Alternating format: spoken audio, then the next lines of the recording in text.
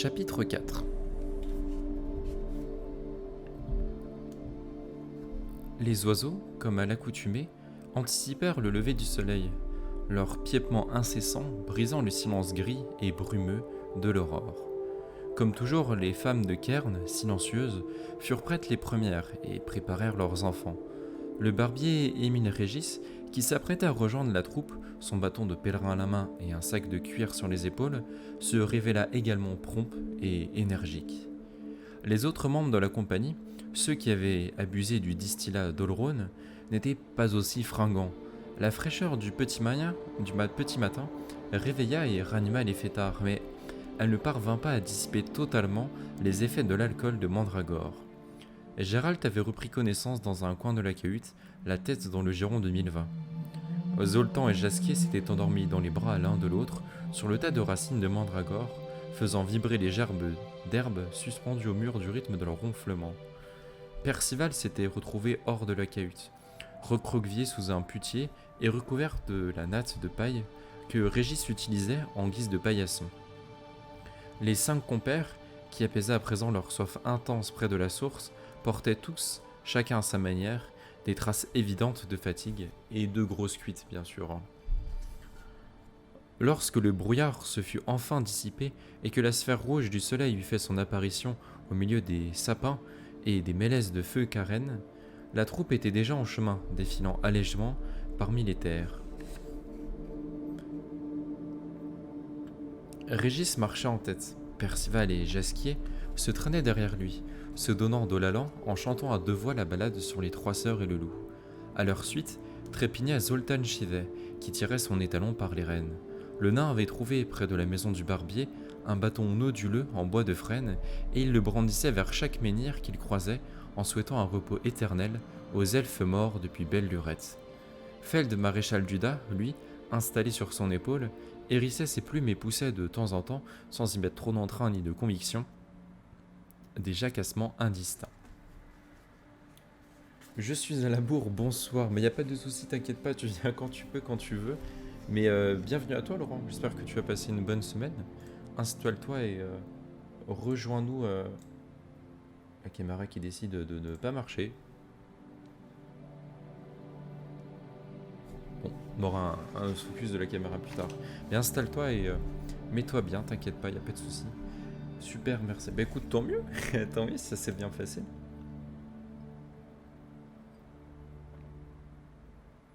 Je m'installe pépère, mais tu as bien raison. Mets-toi tranquille dans ton canapé, dans ton lit, avec de quoi te sustenter.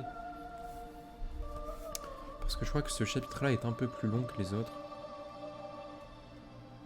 Que je vérifie cette information que j'avance. Oh, ça va, il fait 40 pages en vrai. J'affabule un petit peu. La moins résistante au distillat d'Alrone se révéla être Milva. Elle avança avec une difficulté évidente, transpirait, blême et d'une humeur de chien, et ne répondait même pas au baillage de la petite fille autresse qui voyageait sur la selle de son cheval Moreau. L'humeur de Gérald n'était pas non plus au beau fixe, il n'entreprit pas de lui parler. Ils avançaient, chantant les péripéties du loup d'une voix forte qu'on aurait presque pu qualifier d'éméchée. Le brouillard aidant, ils ne prirent conscience de la présence d'un groupe de manants qu'une fois qu'ils se retrouvèrent nez à nez avec eux. Ces derniers, en revanche, les avaient entendus de loin et les avaient guettés, parfaitement dissimulés par leurs manteaux de bure, parmi les monolithes enfoncés dans la terre. Il s'en fallut de peu que Zoltan Chivet ne flanque un coup de massue à l'un d'entre eux, l'ayant pris pour une pierre tombale. On frappe pas les pierres tombales dans tous les cas. Enfin, monsieur. Oh, s'écria-t-il, pardonnez-moi, braves gens, je ne vous avais pas vu, bonjour, bienvenue. En réponse à ces salutations, la dizaine de paysans se mit à marmotter en observant la compagnie d'un air sombre.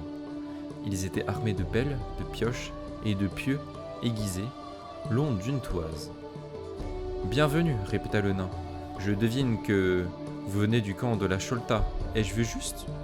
Au lieu de répondre, l'un des hommes désigna le cheval de Milva. C'est un Moreau, grogna-t-il. Vous voyez ? Un Moreau, répéta un autre en passant sa langue sur ses lèvres. Oui, tout à fait. Il conviendra parfaitement. Hein ? Zoltan avait remarqué les regards et les gestes qu'avaient échangés les inconnus. Oui, c'est bien un Moreau. Et alors, c'est un cheval, voyons, pas une girafe. Il n'y a pas de quoi en faire un plat. Qu'est-ce que vous fabriquez ici, compère, dans ce cimetière? Et vous donc? Le manant toisa la compagnie d'un regard malveillant. Qu'est-ce que vous faites ici? Nous avons acheté cette parcelle, prétendit le nain en le regardant droit dans les yeux et en frappant le menhir de son bâton. Et nous mesurons le terrain, histoire de vérifier qu'on ne s'est pas fait avoir sur les acres. Et nous traquons un vampire. Un quoi? Un vampire, répéta de manière insistante le plus âgé des manants en se grattant le front sous son chapeau de feutre raidi par la saleté. Sa tanière doit se trouver par ici, maudit soit-il. On a aiguisé des pieds en bois de tremble, on va trouver ce damné et le transpercer si profondément qu'il s'en relèvera point. Et on a aussi de l'eau bénite dans des cruchons, qu'un bienheureux prêtre nous a accordé, vociféra allègrement l'autre manant en désignant les récipients. On va asperger le suceur de sang, qu'il périsse pour des siècles et des siècles. Ah, fit Zoltan Chivé en souriant. À ce que je vois, c'est donc une splendide partie de chasse que vous vous apprêtez à conduire, prévue dans les moindres détails et minutieusement préparée. Un vampire, dites-vous? Eh bien, vous en avez de la chance, braves gens.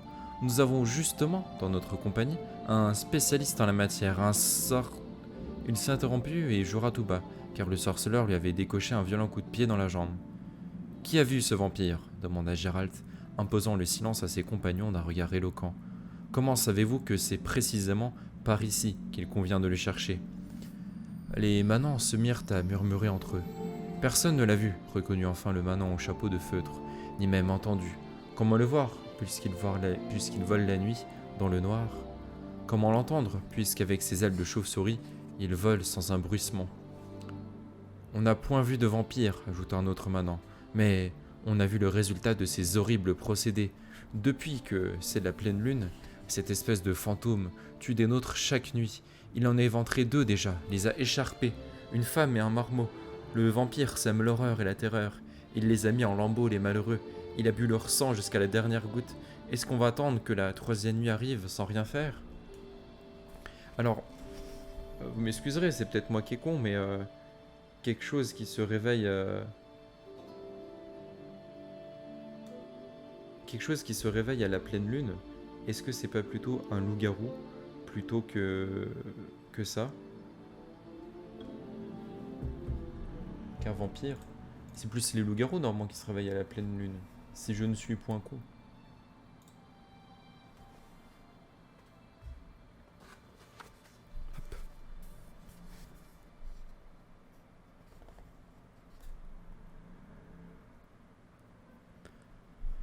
Qui a dit que le responsable était un vampire et pas un autre prédateur? Qui a eu l'idée de chercher dans cet ossuaire? Excellente remarque, Gérald. Tu m'as un peu piqué ce que je viens de dire, mais bon, je te le pardonne parce que c'est toi. C'est le saint prêtre qui l'a dit, un homme pieux et cultivé. Grâce au Dieu, il s'est retrouvé dans notre camp. Il a tout de suite deviné que c'était un vampire qui venait nous importuner, en guise de châtiment parce qu'on avait négligé nos prières et les offrandes au temple. Maintenant, il est au camp, il récite des prières et toutes sortes de préexortismes. À nous, il a dit d'aller chercher le tombeau où le revenant passait ses journées. Précisément ici. Et où est-ce qu'on va chercher le tombeau d'un vampire si ce n'est pas dans une nécropole? Et puis, c'est une nécropole elfique. Même un enfant sait que les elfes, c'est une race vile et impie. Un elfe sur 2 devient revenant après sa mort. Tout le mal vient des elfes. Petit racisme encore une fois. Et des barbiers, ajouta sérieusement Zoltan en hochant la tête. C'est vrai, même les enfants le savent. Il est loin, ce camp dont tu parles? Non, pas loin du tout. Leur en dis pas trop, père... Excusez-moi, j'ai vu le nom d'après, ça m'a fait rigoler. Père Aoshiwoui, grogna un manant, dont les cheveux retombaient sur ses sourcils broussailleux. Celui-là même qui lui avait exprimé son aversion un moment plus tôt. Le diable sait qu'ils sont, ceux-là. Elle a l'air louche, toute cette clique. Allez, au boulot, qu'ils nous donnent le cheval et qu'ils aillent ensuite leur chemin. Oui, Da, acquiesça le plus âgé des manants. Il faut qu'on finisse notre affaire, le temps file.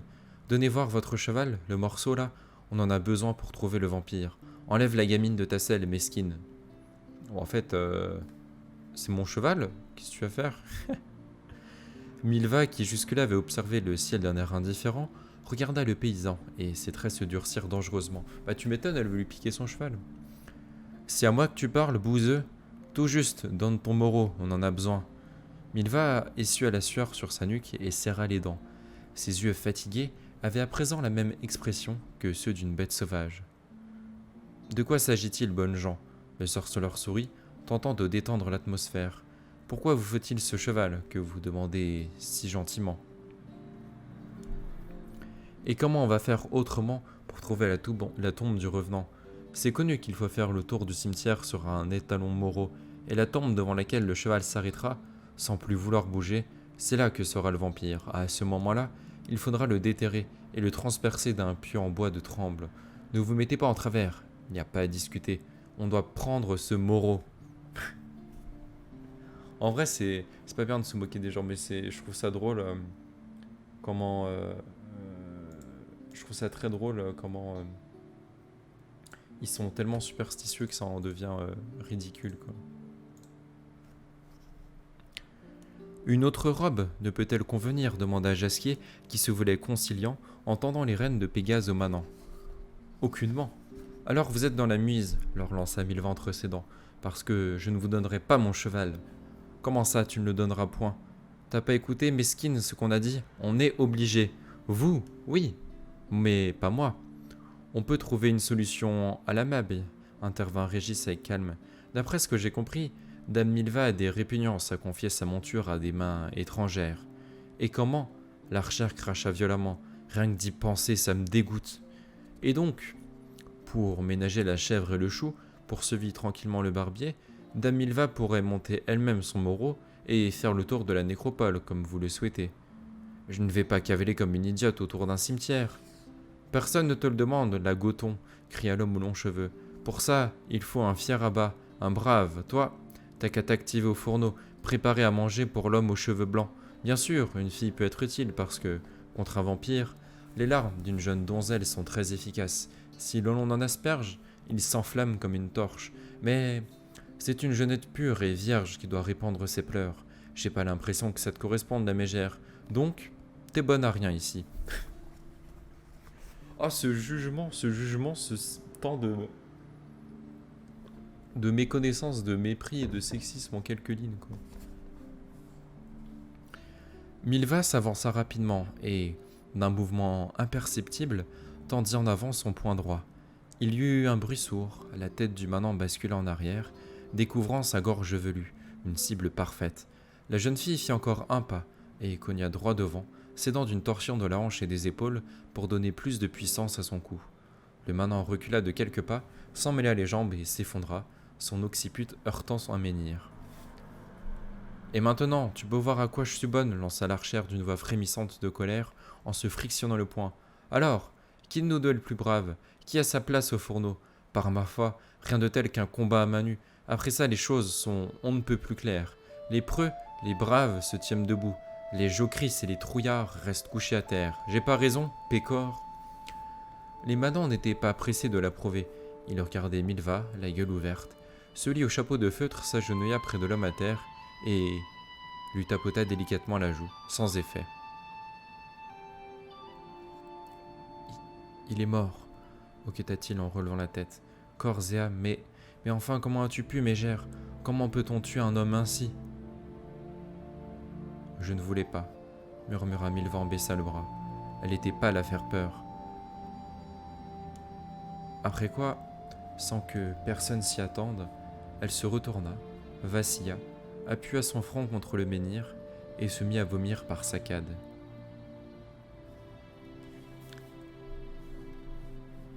Qu'est-ce qu'il a? Léger traumatisme du cerveau, répliqua Régis en se levant et fermant son sac. Le crâne est intact, il a déjà repris connaissance. Il se souvient de ce qui s'est passé et se rappelle son nom. C'est de bon augure. La vive émotion de Dame Milva n'avait par chance pas lieu d'être. Le sorceleur jeta un coup d'œil à l'archère. Elle était assise sous un rocher, non loin de là, les yeux perdus dans le lointain. Ce n'est pourtant pas une jeune fille délicate, sujette à ce genre d'émotion, marmonna-t-il. Attribuerais plutôt la faute à l'alcool de belladone qu'on a bu hier. Avant déjà, ça lui est arrivé de dégueuler, intervint Zoltan tout doucement. Avant-hier à l'aube, tous dormaient encore. Moi, je crois que c'est à cause de ces champignons que nous avons mangés à Turlog. Moi-même, j'ai eu mal au ventre pendant 2 jours. Régis lança un étrange regard au sorceleur, par-dessous ses sourcils grisonnants, et sourit d'un air énigmatique, en s'enveloppant dans son menton de laine noire. Gérald s'approcha de Milva en se raclant la gorge. Comment te sens-tu ? Mal. Et le manant ? Ça va aller. Il est revenu à lui. Mais Régis lui a interdit de se lever. Les paysans fabriquent un brancard, on va le ramener au camp entre 2 chevaux. Prenez le mien. On a pris Pégase et le gris, ils sont plus paisibles. Lève-toi, c'est l'heure d'y aller. Considérablement agrandie, la compagnie rappelait maintenant un cortège funèbre, et en avait effectivement l'allure. Que penses-tu de leur histoire de vampire ? Demanda Zoltan Chivé au sorceleur. Tu y crois, toi ? Je n'ai pas vu les victimes, je ne peux rien dire. C'est du chiquet, purement et simplement, affirma Jaskier avec conviction. Les pécores ont dit que les personnes tuées avaient été déchiquetées. Un vampire ne déchiquete pas ses victimes. Il plante ses canines dans leurs artères et suce leur sang, leur laissant 2 belles marques. La plupart du temps, la victime survit. J'ai lu ça dans un livre spécialisé. J'ai vu aussi une gravure qui représentait les traces de morsures laissées par un vampire sur de longs coups de jeunes vierges. Tu confirmes, Gérald ? Qu'est-ce que je dois confirmer ? Je n'ai pas vu ces gravures, et je ne m'y connais pas beaucoup en vierge non plus. Arrête, tu as dû voir plus d'une fois des traces de morsures de vampires. As-tu déjà eu affaire à un vampire qui taillait ses victimes en pièces ? Non, ce n'est pas leur façon de procéder. Du moins, pas celle des vampires supérieurs, intervint aimablement Émiel Régis. D'après ce que je sais, les Albes, les Catacans, les Mulats, les Bruxas et autres Nosferatu ne s'attaquent pas non plus de manière aussi atroce à leurs victimes. En revanche, les Phèdres et les Échymènes s'acharnent sur leur reste assez sauvagement. Bravo ! Gérald le regarda avec un étonnement non fin. Tu n'as omis aucune espèce de vampire, et ces monstres que tu as énumérés ne sont pas des créatures mythiques qui n'existeraient que dans les légendes. Ta connaissance dans ce domaine est impressionnante, vraiment. Tu n'es donc pas sans savoir que sous nos climats, on ne rencontre ni Phèdre ni Échymée. Et alors quoi ? Éclata Zoltan en agitant son gourdin dans tous les sens. Qui donc a écharpé cette bonne femme et ce gamin ? Ils se sont taillés en pièces eux-mêmes, dans un accès de désespoir ? La liste des monstres à qui on peut attribuer ce tour de force est longue. Ça peut être une horde de chiens sauvages, fléau assez courant en temps de guerre. Vous ne pouvez pas imaginer de quoi sont capables de tels chiens. La moitié des victimes qu'on impute à des monstres indéfinis est à mettre en réalité sur le compte de clébards devenus sauvages. Tu exclus donc qu'il puisse s'agir d'un monstre ? Pas le moindre du monde. Ça peut être une strigue, une harpie, un grévaire, une goule. Pas un vampire. Les manants ont fait référence à une espèce de prêtre, rappela Percival Schuttenbach. Les prêtres s'y connaissent-ils en vampires ? Certains s'y connaissent, et même assez bien. En de nombreux domaines, leur avis en général vaut la peine d'être écouté.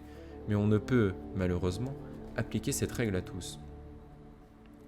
Surtout à ceux qui traînent dans les bois, en compagnie de fugitifs, fulmina le nain. C'est sans aucun doute l'un de ces anachorètes, sombres ermites solaires. Il a dirigé une expédition dans ton cimetière, Régis, lorsque tu ramassais des racines de mandragore à la pleine lune. Tu n'as jamais remarqué la présence d'un vampire, pas même d'un tout petit, minuscule ? Non, jamais, répondit le barbier, un sourire en coin. Mais rien d'étonnant à cela. Comme vous venez de l'entendre de la bouche des manants, le vampire est doté d'ailes de chauve-souris, et il vole quand il fait nuit noire, sans le moindre bruissement. On peut aisément le rater. Ou être facilement persuadé de l'avoir vu, ou il n'est pas, confirma Gérald. Lorsque j'étais plus jeune, j'ai plus d'une fois perdu mon temps et mon énergie à courir après les visions et les superstitions décrites de manière pittoresque par tout un village, son maire en tête.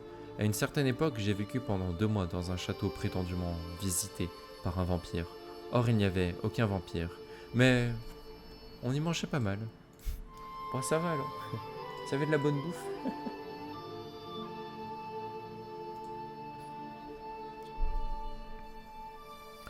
Pourtant, tu as, sans nul doute, été confronté à des situations où les rumeurs étaient fondées, rétorqua Régis sans regarder le sorceleur. Alors, comme je le suppose, tu n'as pas perdu ton temps ni ton énergie. Le monstre a simplement péri sous les coups de ton épée, n'est-ce pas? C'est arrivé. D'une manière ou d'une autre, intervint Zoltan, les pécores ont de la chance. J'ai l'intention d'attendre Menrobris et ses garçons dans leur camp. Un peu de repos ne nous ferait pas de mal non plus. Peu importe qui a pu tuer la femme et le gamin, avec un sorceleur dans le camp, son compte est bon. Puisqu'on en parle, siffla Gérald entre ses dents, je vous prierai instamment de ne pas crier mon identité sous tous les toits. Cette demande te concerne en premier lieu, Jasquier. Comme tu veux, fit le nain en hochant la tête. Tu dois avoir tes raisons. Tu as bien fait de nous prévenir, car on voit déjà le camp. Et on l'entend mieux encore, confirma Milva, sortant enfin de son silence prolongé. Ils font un de ces boucans, ça fait peur. Ce qui parvient à nos oreilles, pérora Jasquier, c'est la symphonie caractéristique des camps de fugitifs. Adaptée, il va de soi à plusieurs centaines de gosiers humains et autant de vaches, d'oies et de moutons. Des solos interprétés par des femmes en train de se chamailler, des enfants qui braillent, un coq qui pousse son cocorico, ainsi que, si je ne m'abuse, un âne à qui on a fourré un chardon sous la queue. Titre de la symphonie, rassemblement humain luttant pour sa survie. Une symphonie, remarqua Régis, son nez racé, humant l'air, et comme toujours, acoustico-olfactif. Du rassemblement d'hommes et de femmes luttant pour leur survie, émanant des senteurs caractéristiques, le doux parfum du chou cuit mêlé à celui d'autres légumes, sans lesquels apparemment la survie est impossible, et aussi les effluves des déjections physiologiques dont on se débarrasse n'importe où, le plus souvent aux abords du campement. Je n'ai jamais pu comprendre pourquoi la lutte pour la survie s'accompagnait toujours d'une répugnance à creuser des latrines. Que le diable vous emporte, vous et vos palabres stupides, s'énerva Milva. À quoi bon tous ces mots sophistiqués quand il suffit de résumer l'affaire en disant que ça pue la merde et le chou? La merde et le chou vont toujours de pair, prononça somptueusement Percival Schuttenbach. L'un chasse l'autre. Perpetuum mobile. Toujours des citations incroyables, bien sûr.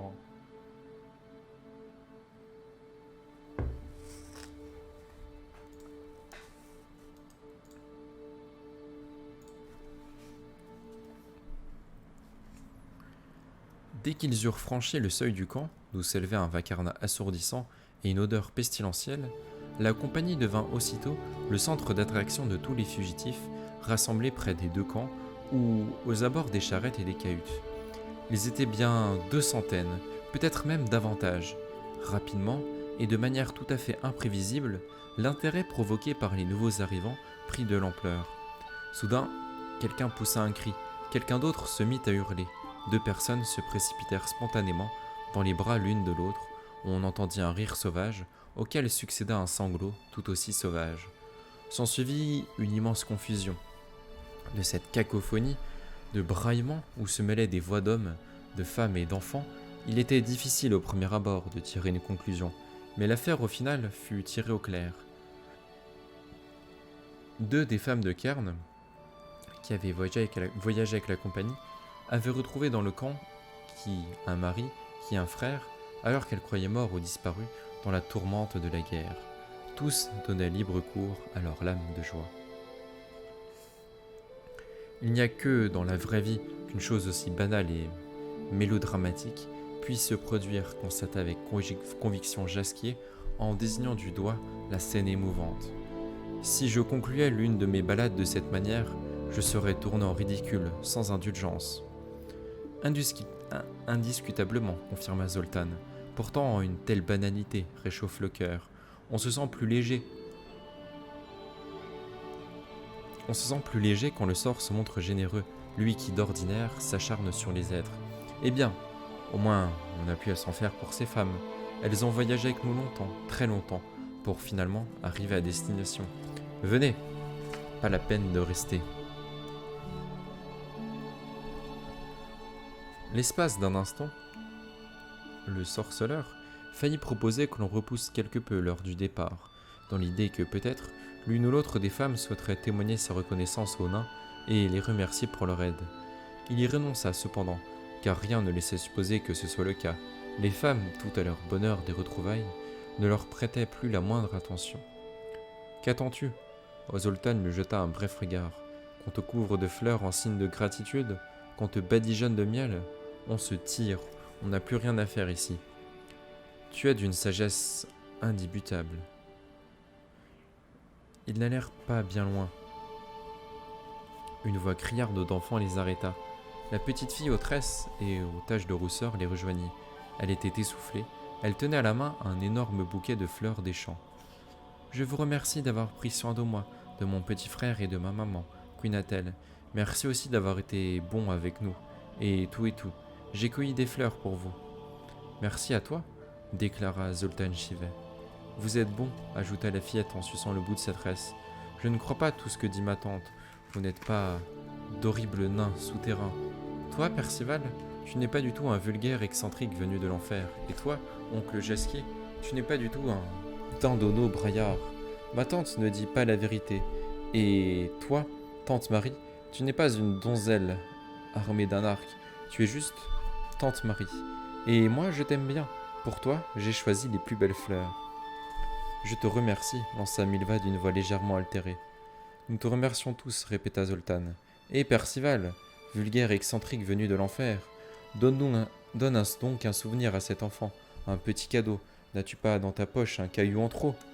Si fait, tiens, jeune demoiselle, ceci est un silicate de beryllium, appelé communément émeraude, chevelu nain. N'embrouille pas cet enfant avec des mots savants. De toute façon, elle ne le retiendra pas. Qu'il est beau ! Merci, merci beaucoup. Amuse-toi bien avec. Et ne le perds pas, marmonna Jasquier, parce que ce petit caillou vaut autant qu'une petite métairie. Bois. Zoltan attacha les fleurs des champs offertes par la fillette sur son bonnet. Une pierre est une pierre, y a rien à dire de plus. Porte-toi bien, fillette. Quant à nous, allons-y et retrouvons un coin près du quai où nous asseoir. Nous y attendrons Bruce, Liazon, Varda et les autres. Ils devraient faire leur apparition d'un instant à l'autre. C'est bizarre qu'ils mettent si longtemps à arriver. J'ai oublié par la peste de leur reprendre les cartes. Je parie qu'ils sont installés quelque part et qu'ils se taillent une partie de dévissé. Faut panser les chevaux, dit Milva, et leur donner à boire. Allons vers la rivière. On pourrait peut-être chercher une pitance pour nous aussi, ajouta Jasquier. Percival, jette donc un œil dans le camp et fais usage de ton nez. On mangera là où les plats semblent les plus appétissants. À leur léger étonnement, l'accès à la rivière était barré et gardé. Des paysans surveillaient l'abreuvoir et exigeaient 1 sou par cheval. Milva et Zoltan firent mine de se fâcher, mais Gérald ne voulait pas d'histoire ni d'éclat, les calma, et Jasquier fouilla dans sa poche à la recherche d'un peu de monnaie. Percival a réapparu peu après, lugubre et de mauvaise augure. « Tu as trouvé de quoi bouffer ?» Le gnome se moucha et s'essuya les doigts dans le lainage d'un mouton qui passait par là. Ah, putain, dégueulasse, il s'est mouché dans ses doigts, quoi. Immonde. Vous êtes dégueulasse, monsieur.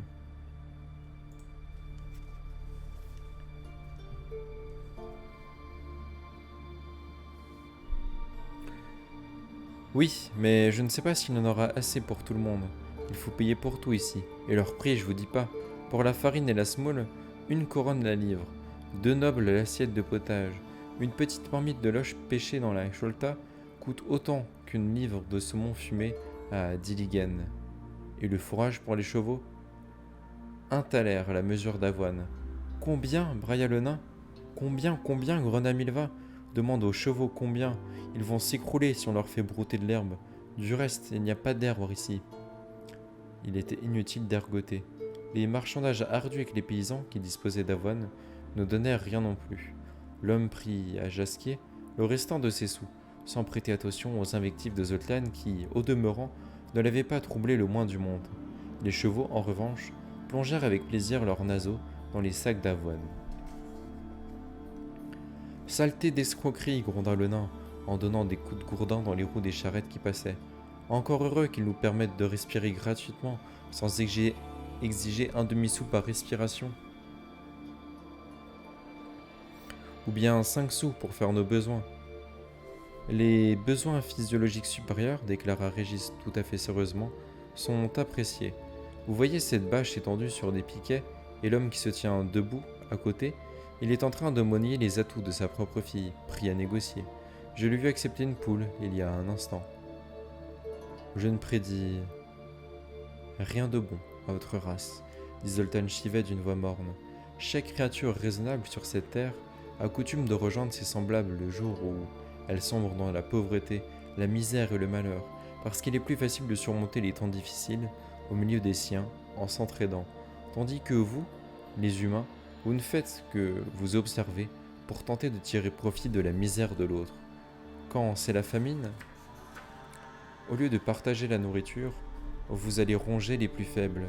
Un tel procédé s'observe chez les loups. Il permet à l'animal le plus fort et le plus sain de survivre. Mais au sein des races raisonnables, c'est plus au grand fils de salopard que ce genre de sélection permet d'ordinaire de survivre et de dominer. Tirez-en vous-même les conclusions et faites vos pronostics. Jasquier protesta violemment, citant des cas d'exaction, pire encore commises par des nains, ainsi que des exemples de leur arrivisme, mais Zoltan et Percival lui coupèrent la parole et se lancèrent dans des imitations de paix particulièrement bruyants, moyen commun à toutes les races d'exprimer son mépris des arguments de l'adversaire. La querelle prit fin brutalement, avec l'apparition d'un petit groupe de paysans mené par le chasseur de vampires qu'ils connaissaient déjà, le patriarche au chapeau de feutre. C'est rapport à ça que je l'un des paysans. On n'achète pas, grommela à l'unisson le nain et le gnome. Il est question de celui à qui vous avez démoli la trogne, précisa rapidement le second paysan. On avait l'intention de le marier. Bah, c'est pas grave, il sera marié, mais un peu plus moche. Je n'ai rien contre, rétorqua vivement Zoltan. Je lui souhaite tout le bonheur du monde dans sa nouvelle vie. Santé, chance et réussite. Et beaucoup de petites socs, ajouta Jasquier. Voyons, voyons, messire, gronda le paysan. Vous jouez avec les mots. Comment va-t-on le marier maintenant, après le coup que vous lui avez porté au cerveau? Il est tout sonné. Il ne distingue plus le jour de la nuit. Bois, c'est pas si dramatique, grogna Milva en regardant le sol. Ça va déjà mieux, j'ai l'impression. Il est en bien meilleure forme qu'à son réveil ce matin. Je ne sais pas, moi, comment allait Soc quand il s'est réveillé ce matin, rétorqua le manant. Mais je pense à ce que j'ai vu. Quand il se tenait devant son brancard, posé en pique, il parlait à ce brancard, comme si c'était une charmante jeune fille. Pff, pas la peine d'en dire plus. En bref, vous allez nous payer une amende. Quoi ? Quand un chevalier tue un paysan, il doit payer une amende. C'est la loi. Je suis pas un chevalier, rétorqua Milva. Et d'une, la soutint Jasquier. Deuxièmement, c'était un accident. Troisièmement, Soc est vivant. Il ne peut être question d'amende, mais tout au plus d'une contravention, c'est-à-dire d'une compensation. Mais, et ce sera mon quatrièmement, nous n'avons pas d'argent. Eh bien alors, donnez-nous vos chevaux. Putain, mais les radins, quoi, c'est vraiment des... Excusez-moi d'avoir dit un gros mot, mais c'est vraiment le cliché du paysan, quoi. J'ai l'impression d'être chez mes grands-parents où le mec il va essayer de t'arnaquer pour choper tout, de voler tout avec le sourire et te la foutre à l'envers en essayant de te faire croire que c'est normal, genre. Bon, certains réalisme de l'auteur du coup sur les paysans, c'est bien. Ben voyons, les yeux de Milva s'étrécirent au point de devenir menaçants. Tu as sans doute perdu la tête, Pécor. Prends garde à ne pas pousser le bouchon trop loin. Crie, nom d'une pipe s'écria Feld maréchal Duda. Bien envoyé l'oiseau, fit Zoltan Chivet en insistant sur chaque syllabe et en tapotant la petite hache qu'il arbora à sa ceinture. Sachez, messieurs le laboureur, que je n'ai pas moi non plus une très haute opinion des individus qui ne pensent qu'au profit, quitte à s'enrichir sur le dos d'un proche qui vient d'être tué. Passez votre chemin, braves gens. Si vous vous éloignez immédiatement, je vous promets de ne pas vous pourchasser. Puisque vous ne voulez pas payer, alors soyez jugés par notre pouvoir suprême. Le nain grinça des dents et s'apprêtait déjà à s'emparer de son arme lorsque Gérald le saisit par le coude. Du calme. C'est ainsi que tu veux démêler ce problème, en les tuant tous un par un? Pourquoi parler de les tuer? Il suffit seulement de les blesser sérieusement. Assez par le diable, siffla le sorceleur. Après quoi, il s'adressa aux paysans. Qui est donc en charge de ce pouvoir suprême que vous évoquez ? Hector Labs, le starostre du camp, le maire de la ville de Breza, qui a été incendié. Menez-nous à lui dans ce cas, on trouvera bien un terrain d'entente. Là, il est occupé, fit savoir le paysan. Il préside au jugement d'une sorcière. Tenez, voyez le rassemblement près de l'érable. On a attrapé une sorcière qui était de mèche avec le vampire. Voilà qu'il continue avec cette histoire de vampire. Jasquier décroisa ses mains. Quand ils ne creusent pas dans les cimetières, ils attrapent des sorcières, alliées des suceurs de sang. Bonnes gens, plutôt que de labourer, semer et récolter, vous feriez peut-être mieux de devenir sorceleur. Plaisantez et ricanez autant que vous voulez, répliqua un manant. Il y a un prêtre ici, et un prêtre, c'est plus qu'un sorceleur. Le prêtre a dit que le vampire accomplissait toujours son œuvre de pair avec une sorcière. La sorcière appelle le suceur de sang et lui indique les victimes, puis elle obscurcit la vue de tout le monde pour qu'on n'y voit plus rien. Et on a constaté que ça se passait bien comme ça, ajouta le second paysan. On a découvert une traîtresse de sorcière parmi nous, mais le prêtre a percé à jour son manège, et on va la brûler à cette heure. Comment pourrait-il en être autrement, marmonna le sorceleur. Allons jeter un œil à votre tribunal. Nous discuterons avec le sieur Starostre de l'accident dont est victime ce malheureux Soc. Nous réfléchirons à une indemnisation appropriée. N'est-ce pas, Percival ? Je parie qu'il se trouvera encore un petit caillou dans l'une de tes poches. Nous vous suivons, braves gens. Le cortège se mit en route en direction de l'érable branchu sur lequel une fouine immense était rassemblée. Le sorceleur, resté un peu en retrait, tenta d'engager la conversation avec l'un des manants au visage relativement avenant. « C'est qui cette sorcière qu'on a attrapée ? Elle faisait vraiment de la magie ?»« Eh monsieur, marmotta le villageois, qu'est-ce que j'en sais ? C'est une vagabonde cette fille, une étrangère. D'après moi, elle n'est pas tout à fait saine d'esprit. Elle est bien grande déjà, mais elle passait son temps à jouer avec les enfants. Et puis, elle aussi, elle est comme une enfant. Quand on lui pose une question, elle vous regarde sans comprendre. Moi, j'en sais rien. Tout le monde raconte qu'elle se livrait à des obscénités avec le vampire et qu'elle jetait des sorts. Tout le monde sauf elle, dit à voix basse Régis qui passait près du sorceleur. Parce qu'elle, quand on l'interrogeait, elle ne comprenait rien à ce qu'on lui demandait. Du moins, je le présume.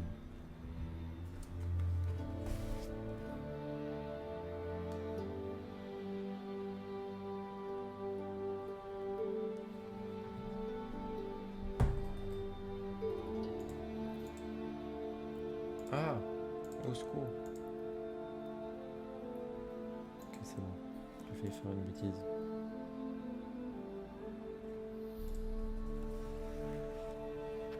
Hop.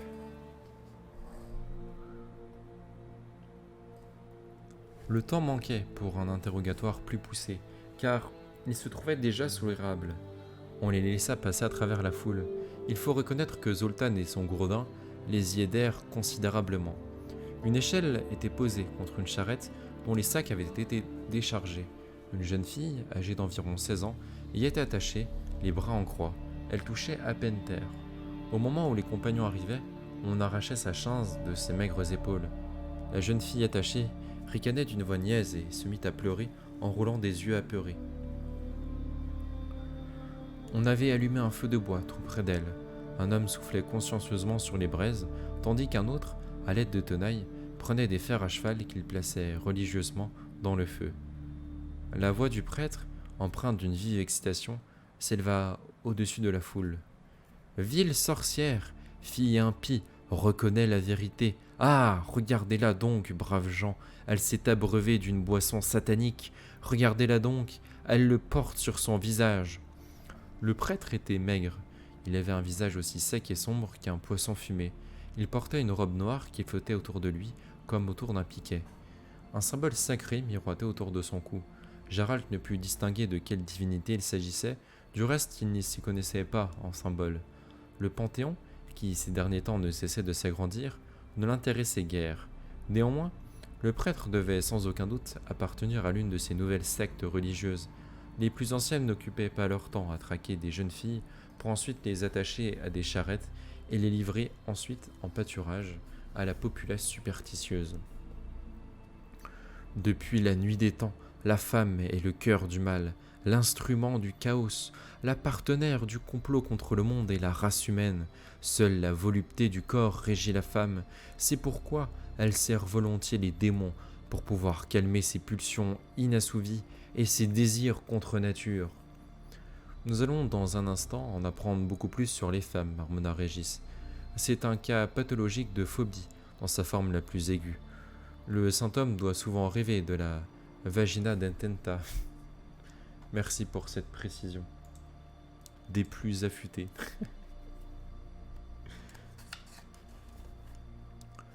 Je parie que c'est même pire que ça, grommela à son tour Jasquier. Je ne donnerais ma tête à couper que même éveillé, il ne cesse de l'avoir à l'esprit. Son sperme a dû lui monter au cerveau. Et la pauvre simplette va payer pour ça. S'il ne se trouve personne pour retenir ce sombre abruti, grondera Milva. Jasquier se tourna vers le sorceleur, mais Gérald évita son regard. Et d'où proviendraient nos malheureux actuels s'il n'était pas le résultat des ensorcellements des femmes, continua à vociférer le prêtre. Qui a trahi les rois sur Taned et ourdi l'attentat contre le roi de Redani? Des magiciennes. Qui a dépêché les écureuils contre nous? Une sorcière elfe de Dol Blatan. Vous voyez maintenant à quelle misère conduit une trop grande promixité avec les magiciennes. Voilà où mène la tolérance de leurs pratiques immondes, l'acceptation de leur despotisme, de leur arrogance, de leur richesse. Et à qui la faute? Aux rois, imbus de leur pouvoir. Ils ont renié les dieux, éloigné les prêtres, leur retirant leurs charges et leurs sièges au sein des conseils, et préférant couvrir d'or et d'honneur les abjectes magiciennes. Ah ah, c'est ici que se trouve le vampire enterré, dit Jasquier. Tu t'es trompé, Régis. Il ne s'agit pas de vagin, mais de politique. Et d'argent, ajouta Zoltan Chivet. En vérité, je vous le dis, beuglait le prêtre avant d'entrer en lutte contre Nilfgaard, nettoyons d'abord nos maisons de ces abominations, brûlons ce furoncle au fer blanc, purifions-le par le baptême du feu, ne permettons pas à celles qui usent de sortilèges de vivre. Le mec, il est en plein délire. Butons tout le monde. Calmez-vous, Michel. Je vous promets, tout va bien se passer.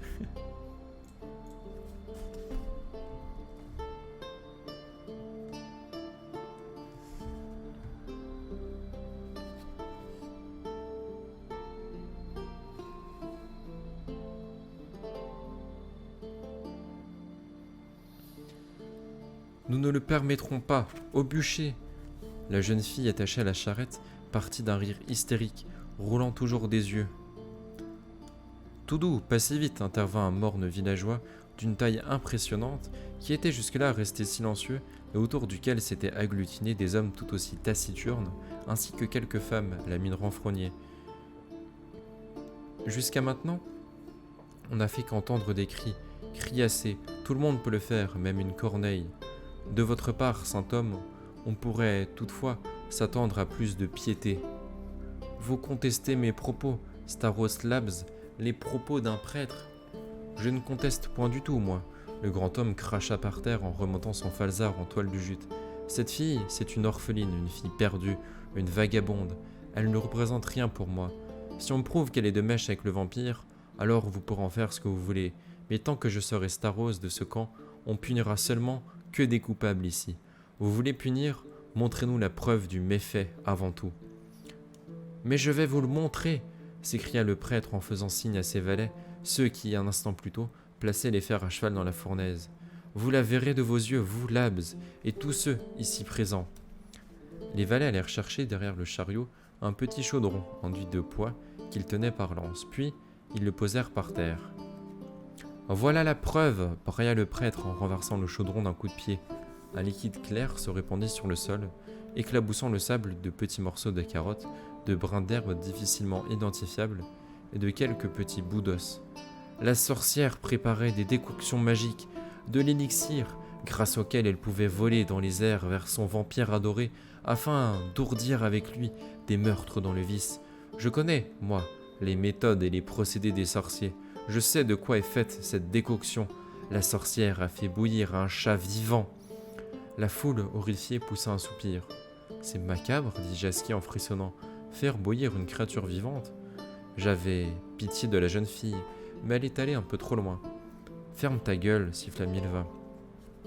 Voici la preuve, beugla le prêtre, en brandissant un os qu'il venait de prélever dans la mare fumante. La preuve irréfutable. Un os de chat. C'est un os d'oiseau, affirma froidement Zoltan Chivet en clignant des yeux. D'un jet, d'après ce que je vois, ou d'un pigeon. La petite s'est fait un peu de bouillon, c'est tout. Tais-toi, farfadet païen, gronda le prêtre. Ne blasphème pas, ou les dieux te puniront en te jetant entre les mains des dévots. C'est un os de chat, je l'affirme. De chat, à coup sûr, hurlèrent les hommes qui entouraient le prêtre. La donzelle avait un chat noir. Tous ont vu qu'elle en avait un. Il traînait partout avec elle. Et où est-ce qu'il est maintenant, ce chat? Il est pas là. Ça veut dire qu'elle l'a fait bouillir. Oui, dans une décoction. C'est vrai, la sorcière a fait bouillir son chat. Pas besoin d'autres preuves. Au bûcher, la sorcière. Mais au supplice d'abord, qu'elle avoue tout. Non d'une pipe, siffla Feld-maréchal Duda. Quel dommage pour ce chat, intervint soudain Percival Schuttenbach à voix haute. C'était une belle bête bien dodue, une fourrure brillante comme l'anthracite, des yeux pareils à des chrysobérelles, de longues petites moustaches, et une queue aussi épaisse qu'une matraque de brigand, un chat tout à fait pittoresque. Il a dû tuer un sacré nombre de souris. Les villageois se turent. Et comment vous savez ça, monsieur le gnome, bafouilla l'un d'eux. Comment vous pouvez savoir à quoi ressemblait le chat? Percival Schuttenbach se moucha, s'essuia les doigts sur sa jambe. Monsieur, faut arrêter de se moucher dans vos doigts quand même, c'est dégueulasse. Tout bonnement parce qu'il est là, tenez, sur le chariot, derrière vous. Les villageois se retournèrent comme un seul homme, grommelèrent en voyant le chat assis sur les baluchons. Ce dernier, sans se soucier le moins du monde de l'attention générale qu'il suscitait, étira à la verticale sa patte arrière et entreprit de se lécher consciencieusement le derrière. Eh bien, commença Zoltan Chivet au milieu du silence général, il est démontré que le Grigmeno n'a cure de votre preuve irréfutable, monsieur le dévot. Quelle est la seconde preuve? Ça fait mal peut-être. Nous les accouplerons et les petits se multiplieront, et plus aucun rongeur ne s'approchera du grenier à blé à 1 kilomètre à la ronde. Quelques villageois pouffèrent, d'autres, dont le starose Hector Labs, ricanèrent ouvertement. Le prêtre devint cramoisi.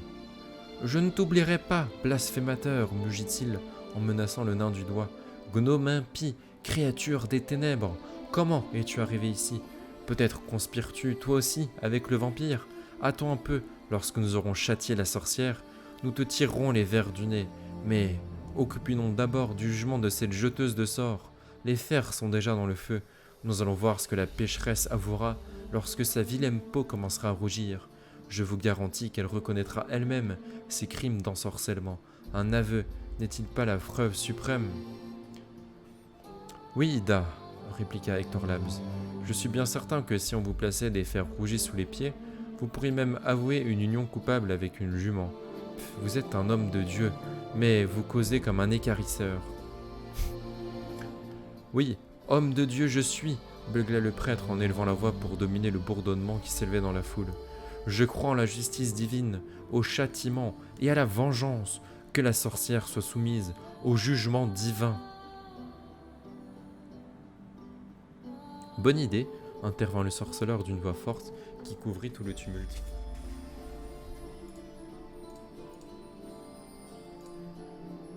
Alors du coup, je profite de ce moment où j'allais faire une pause pour pratiquer la lecture, pour vous dire que...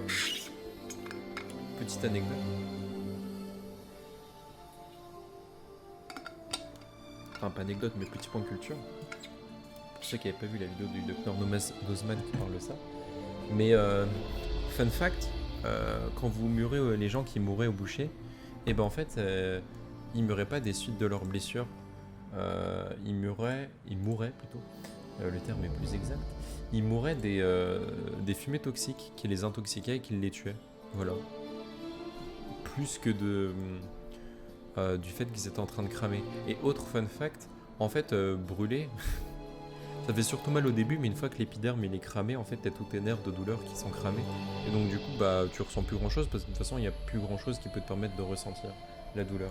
Voilà, c'était le petit instant torture de la vidéo, j'espère que de la vidéo et du live. J'espère que ça vous plaira.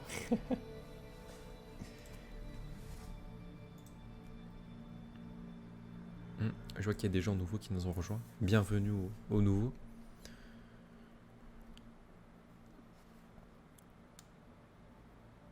Le prêtre le toisa d'un regard mauvais. Les paysans cessèrent de murmurer. La bouche ouverte, ils scrutaient le sorceleur. Le jugement divin, commença Gérald dans un silence total, est impartial et ne peut être remis en question. Les ordalies sont également acceptés par les jugements séculiers et possèdent leurs propres règles. Ces règles établissent que lorsqu'une femme, un enfant, un vieillard ou un infirme est accusé, il a le droit à un défenseur au cours de son jugement. N'est-ce pas, Staros Labs? Je me porte donc défenseur. Clôturez la liste, que celui qui est certain de la culpabilité de cette jeune fille et ne craint pas le jugement divin entame un combat avec moi. Ah s'écria le prêtre en le toisant toujours d'un œil mauvais. N'es-tu pas trop futé, noble étranger? En appeler au duel, on voit au premier coup d'œil que tu es un spadassin et un sabreur. Tu veux rendre la justice divine avec ton épée de bandit? Si l'épée n'est pas à ton goût, homme de Dieu, énonça lentement Zoltan Chivet, debout près de Gérald, et si ce seigneur ne te convient pas, peut-être ferai-je moi-même l'affaire, que l'accusateur de la fille se batte contre moi à la hache, ou contre moi à l'arc. Milva s'avança également en clignant des yeux, une flèche chacun à 100 pas de distance.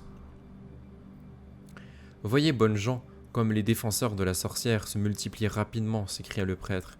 Puis, il se retourna et ses lèvres se crispèrent en un sourire retors. Bien, j'accepte que vous soyez tous trois soumis à l'ordalie, vaurien. Le jugement divin sera vite rendu, et la culpabilité de la sorcière tout aussi vite établie, et nous vérifierons du même vos mérites, mais pas au moyen d'une épée, d'une lance, d'une hache ou d'une flèche. Vous connaissez, dites-vous, les règles du jugement divin? Moi de même. Veuillez ces fers à cheval placés dans la fournaise, chauffés à blanc, le baptême du feu. Allons, partisans des ensorcellements. Celui qui ôtera les fers du feu me les apportera sans avoir la moindre trace de brûlure sur les mains. Celui-là prouvera que la sorcière n'est pas coupable. Dans le cas contraire, alors pour vous aussi ce sera la mort, comme pour moi. J'ai dit.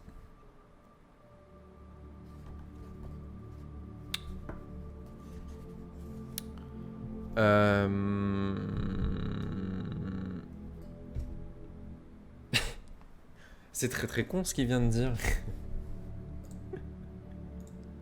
Veuillez récupérer un truc qui va cramer votre main et celui qui dira qu'il a pas mal, eh ben il aura gagné. Super, merci Michel.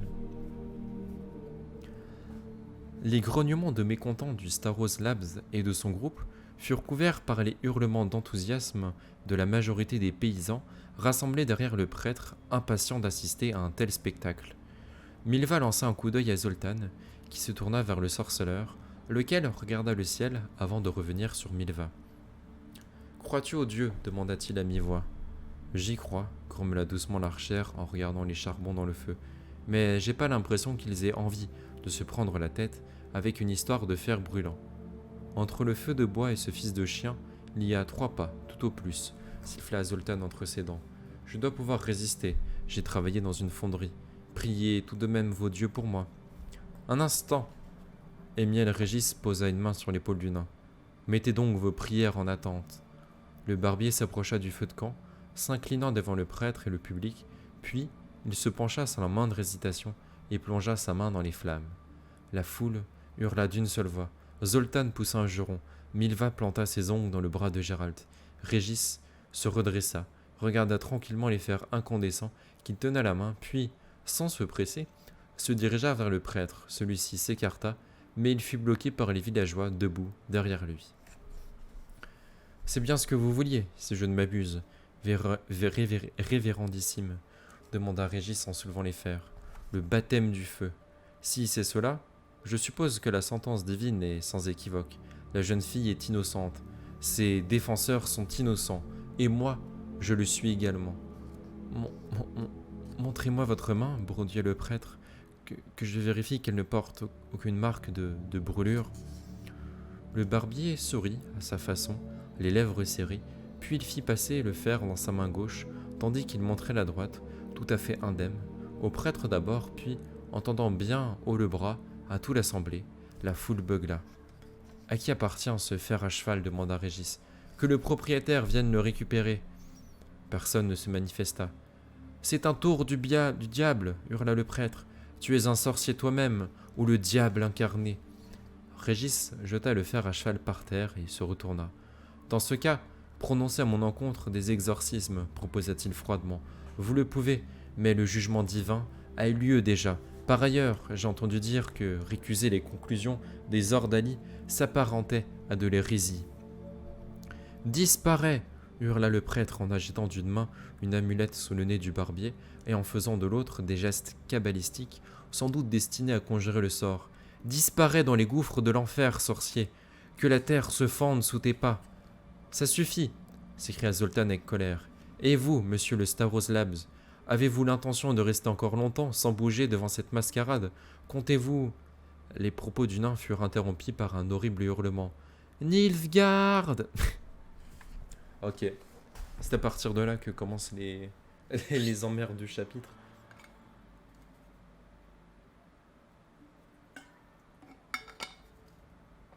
Là, on était juste sur un bûcher, c'était à peu près sympathique, calme. Il a fallu qu'ils se disent venez, on va rajouter... on va rajouter Nilfgaard avec une grosse bagarre.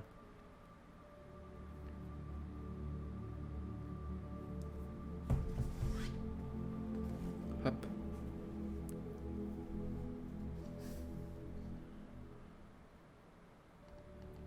Des cavaliers arrivent de l'ouest, des cavaliers. Nilfgaard approche, sauve qui peut. En une seconde, le camp se transforma en un véritable pandémonium. Les paysans se précipitèrent vers leurs chariots et leurs cahutes en se bousculant et en se piétinant les uns les autres. Des rugissements s'élevèrent vers le ciel. Nos chevaux, hurla Milva en distribuant force, coups de pied et coups de poing autour d'elle. Nos chevaux, sorceleurs, suis-moi vite. Gérald, s'égosilla Jasquier, à l'aide. La foule se dispersa de tous côtés, et Milva fut emportée avant même de pouvoir réagir. Gérald, qui tenait Jasquier par le col, parvint à résister en s'agrippant à temps au chariot auquel était attachée la jeune fille accusée de sorcellerie. Mais le chariot fut soudainement pris de secousse et se mit en branle. Le sorceleur et le poète se retrouvèrent à terre. La jeune fille se prit la tête entre les mains et laissa échapper un rire hystérique. Au fur et à mesure que le chariot s'éloignait, le rire de la jeune fille baissait d'intensité, noyé dans les hurlements de la foule. « Ils vont nous piétiner !» hurla Jasquier, qui était allongé par terre. « Nous écrabouiller! À l'aide !»« Crinolun pip !» siffla Feldmaréchal, invisible. Gérald releva la tête, recracha le sable de sa bouche et assista à une scène des plus comiques. Seules 4 personnes ne s'étaient pas jointes à la panique générale. Le prêtre était l'une d'entre elles. Mais son immobilité ne devait rien à sa volonté. Le Staros Hector Labs le tenait solidement par le cou de sa poigne de fer. Les 2 autres personnes étaient Zoltan et Percival. D'un geste rapide, le gnome avait déchiré un pan de la robe du prêtre, tandis que le nain, armé de tenailles, retirait du feu le fer à cheval chauffé à blanc pour le placer dans le caleçon du saint homme. Libéré de l'étreinte du Labs, le prêtre fila droit devant lui comme une comète, la queue fumante. Son beuglement fut couvert par les hurlements de la foule. Gérald vit que le Starose, le gnome et le nain étaient sur le point de se féliciter de la réussite de l'ordalie lorsqu'une nouvelle vague de paysans en proie à la panique fonça sur eux. Tout disparut alors dans un nuage de poussière. Le sorceleur ne voyait plus rien. De toute façon, il n'y avait guère le temps de regarder autour de lui, occupé qu'il était par le sauvetage de Jasquier, qu'un porc fuyant à l'aveuglette avait de nouveau mis à terre. Alors que Gérald se penchait pour soulever le poète, une échelle fut lancée dans sa direction depuis un chariot qui passait tout près. Elle atterrit directement sur ses épaules, la charge le plaquant à terre. Avant qu'il eût le temps de s'en débarrasser, une quinzaine de personnes s'étaient déjà précipitées sur lui pour récupérer l'engin. Lorsque Gérald parvint enfin à se libérer, un autre chariot se renversa avec perte et fracas, à 2 pas de lui, déversant sur son dos 3 sacs de farine de blé, une dorée qui, en ces lieux, valait pas moins d'1 couronne la livre. Les sacs se déchirèrent et le paysage alentour se trouva submergé sous un nuage blanc. « Lève-toi, Gérald !» brailla le troubadour. « Lève-toi, nom de Dieu !»« Je ne peux pas, » gémit le sorceleur qui, aveuglé par la précieuse farine, saisit à deux mains son genou de nouveau paralysé par la douleur. « Sauve-toi, Jasquier !»« Je ne te laisserai pas !» De la partie ouest du camp, leur parvenaient des cris macabres qui se mêlaient au bruit des fers et au hennissement des chevaux. Les clameurs et les piétinements, auxquels se superposaient le fracas et le cliquetis des lames qui s'entrechoquaient, s'intensifièrent soudainement. « Une bataille !» s'écria le poète. « Ils se battent !»« Quoi ? Contre qui ?» Gérald se frottait les yeux avec vigueur pour en chasser la farine et la poussière. Quelque chose brûlait, non loin de là. Le souffle de la fournaise et l'odeur pestilentielle, charriée par les tourbillons de fumée, les submergèrent. Le bruit des chevaux se faisait de plus en plus fort. La terre se mit à trembler. La première chose que vit Gérald, à travers un nuage de poussière, fut les dizaines de pâturons de chevaux au galop, partout, alentour. Il surmonta sa douleur. « Sous le chariot ! Cache-toi sous le chariot, Jasquier, sinon tu vas te faire piétiner. »« Ne bougeons pas !» hoqueta le poète, plaqué au sol. « Restons allongés. J'ai entendu dire qu'un cheval ne piétinait jamais un homme allongé. »« Je n'en suis pas certain, » répliqua Gérald en soufflant, « que tous les chevaux soient au courant. Sous le chariot, vite !»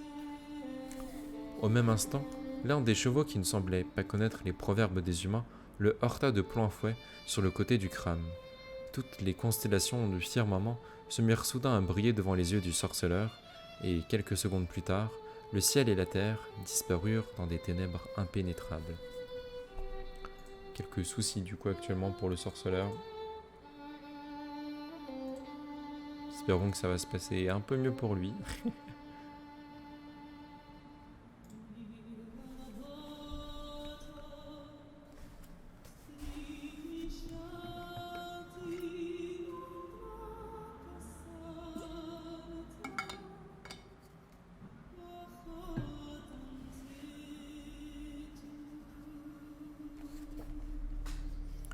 Les rats se levèrent d'un bond, réveillés par un cri infini qui résonna le long des murs de la grotte en un écho démultiplié.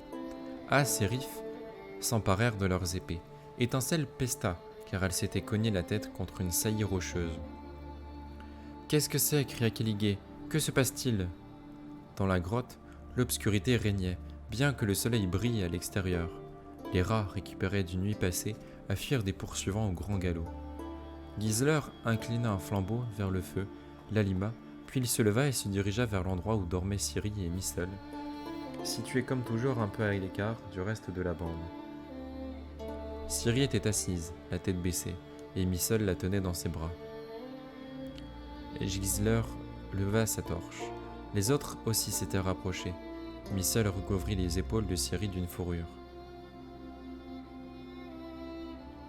« Écoute, Missel, » dit sérieusement le chef des rats. « Je ne me suis jamais mêlé de ce que vous faisiez toutes les deux sur un seul couchage. Je ne vous ai jamais adressé un seul mot de travers, ni aucune moquerie.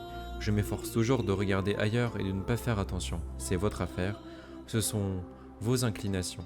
Je n'ai rien d'autre à dire tant que vous faites ça sans bruit et discrètement. Mais cette fois, vous avez un peu exagéré. »« Ne sois pas stupide, » explosa Missel. « Qu'est-ce que tu t'imagines que c'est ?»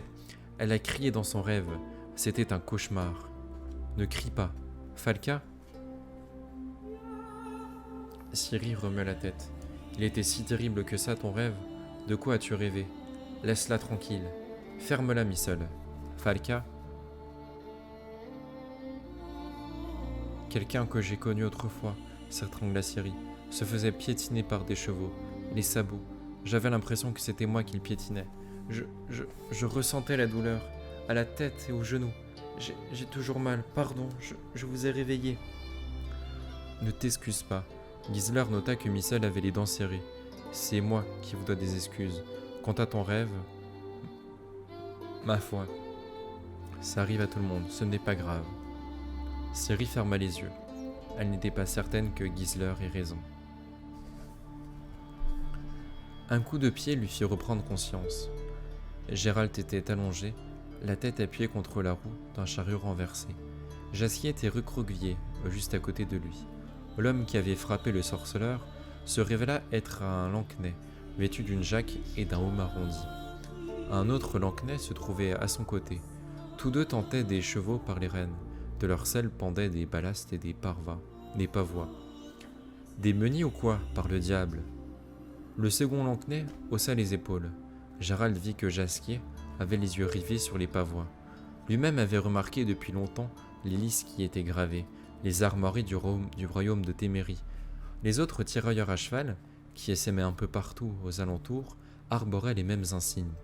Ils étaient occupés à attraper les chevaux et à dépouiller des cadavres, dont la plupart portaient les manteaux noirs des Nilfgaardiens. Le camp avait toujours l'air d'une ruine fumante après l'assaut, mais déjà des manants qui avaient survécu et ne s'étaient pas sauvés, bien loin, refaisaient leur apparition. Milva, Zoltan, Percival et Régis n'étaient visibles nulle part. Non loin de là était assis le héros du récent procès de sorcellerie, le gris-menot noir qui, impassible, regardait Gérald de ses yeux vert jaune. Le sorceleur était quelque peu étonné. D'ordinaire, les chats ne supporteraient pas sa présence. Toutefois, il n'eut pas le temps de s'interroger sur ce phénomène inhabituel, car l'un des Lancnais le bouscula à l'aide d'un épieu en bois. « Debout, vous deux! Oh là! Le gris a une épée! » « Jette ton arme !» cria le second en appelant ses compères. « Ton épée à terre, immédiatement, sinon je te transperce de mon glaive. » Gérald obéit. La voix du Lancnais résonnait dans sa tête. « Vous êtes qui, vous ?»« Des voyageurs, répondit Jasquier. Ben voyons, bouffa le soudard. Vous rentrez à la maison, en fiant votre compagnie et en abandonnant vos couleurs. Il y en a beaucoup dans ce camp de ces voyageurs qui ont eu peur des Nilfgaardiens, à qui le pain militaire ne plaisait pas. Certains sont de vieilles connaissances, appartenant à notre bannière. C'est un autre voyage à 7 heures qui les attend, ricana le second. Un voyage de courte durée, au sommet d'un arbre. Nous ne sommes pas des déserteurs, beugla le poète. On verra bien, vous rendrez compte au gradé. Derrière le mur formé par les tirailleurs à cheval, surgit un détachement de cavalerie légère, mené par quelques hommes armés jusqu'aux dents, arborant de fiers panaches sur leur aume. Jasquier observa les chevaliers, s'ébroia pour faire tomber la farine de ses vêtements et arrangea un peu sa mise, après quoi il cracha dans la paume de sa main et se coiffa ses cheveux ébouriffés. « Toi, Gérald, tais-toi, lui mit-il en garde. Je vais pactiser. C'est la chevalerie témérienne. Ils ont battu les Nilfgaardiens. Ils ne nous feront rien. Je sais bien, moi, comment parler aux adoubés. Il faut leur montrer qu'ils ont affaire non pas à des misérables issus de la populace, mais à des hommes de rang égal. Pitié, Jasquier, te bile pas, tout ira bien. Je suis rompu en conversation avec les chevaliers et les nobles. La moitié de la Témérie me connaît. Et là, soldats, approchez. J'ai un mot à dire à vos seigneurs. On peut lancer les paris si vous voulez. Hein. Combien pense que ça va être la merde et qu'il va juste se faire bolosser, Gérald et Jasquier par la même occasion.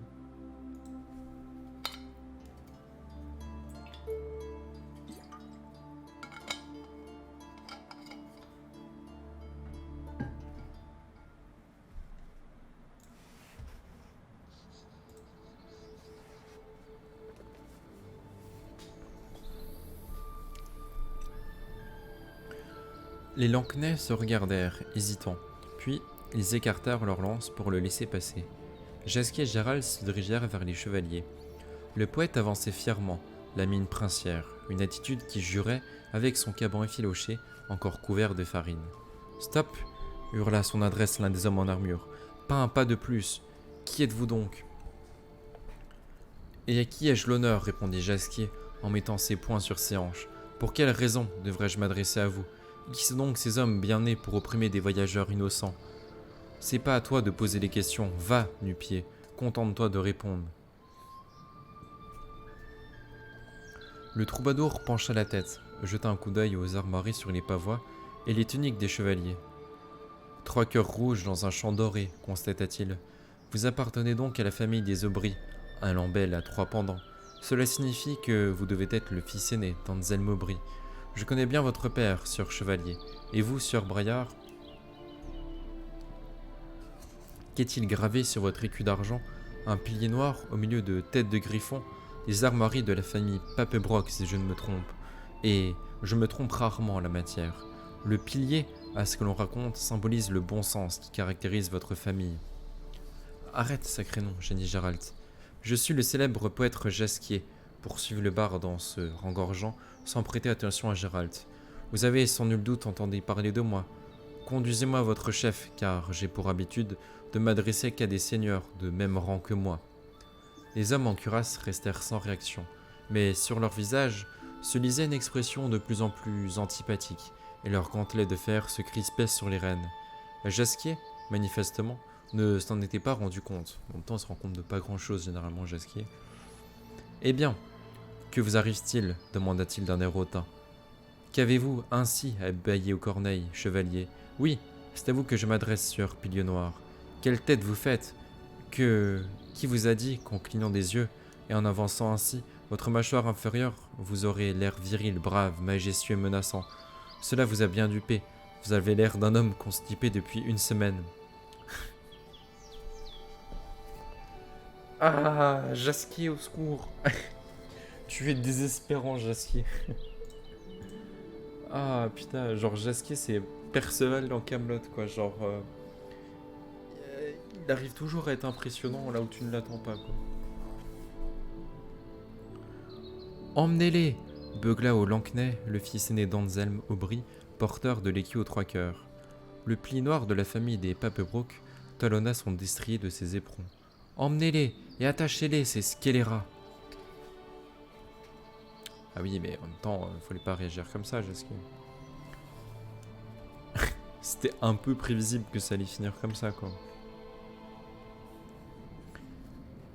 Ils marchaient, derrière les chevaux, tirés par des longues qui reliaient leurs poignets entravés aux arçons d'aisselle.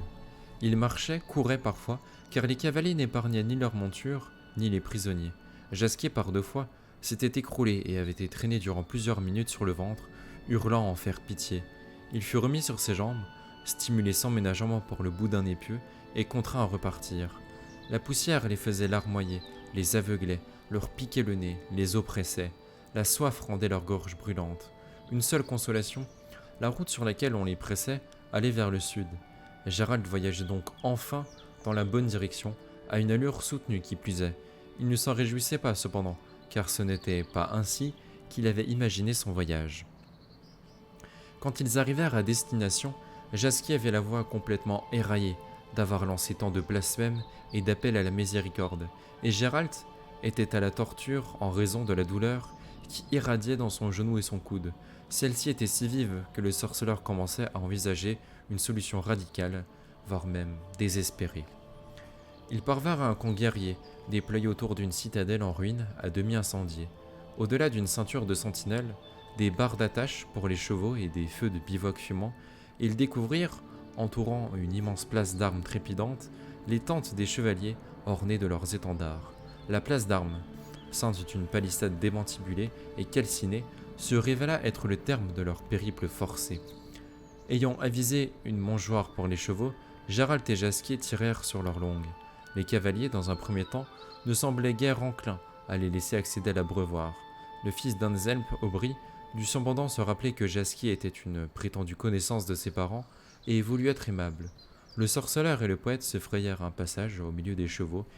Ils se désaltérèrent et se lavèrent le visage à l'aide de leurs mains entravées. Les secousses exercées sur la corde les ramenaient bien vite à la réalité.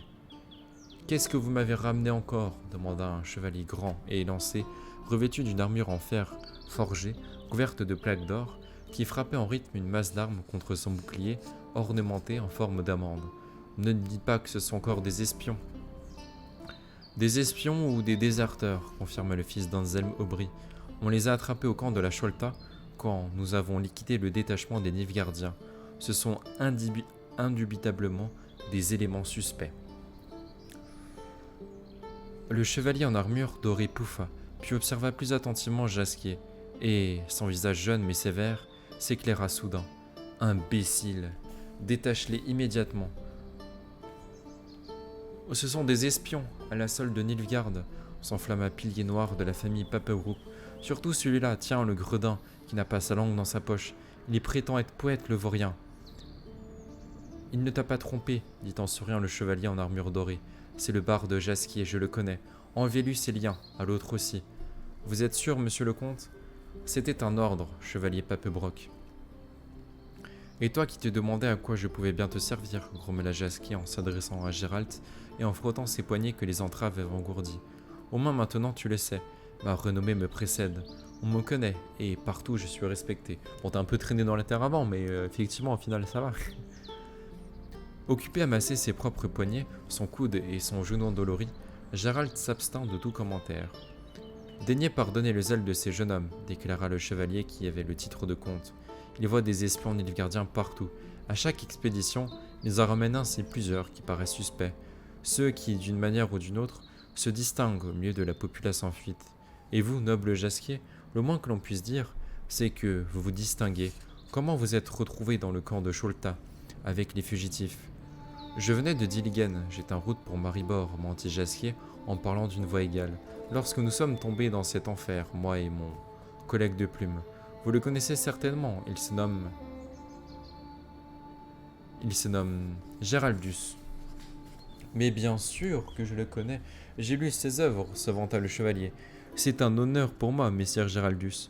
Je suis Daniel Etcheverry, comte de Garamond.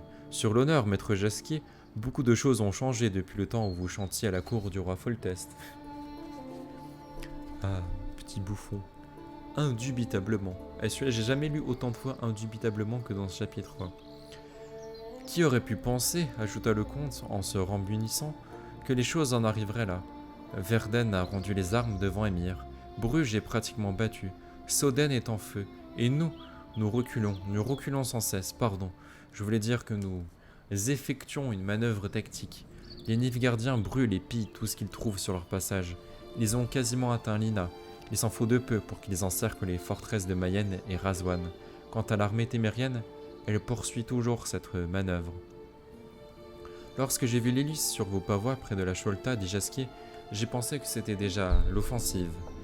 Une contre-attaque, rectifia Daniel Etcheverry, et une bataille de reconnaissance.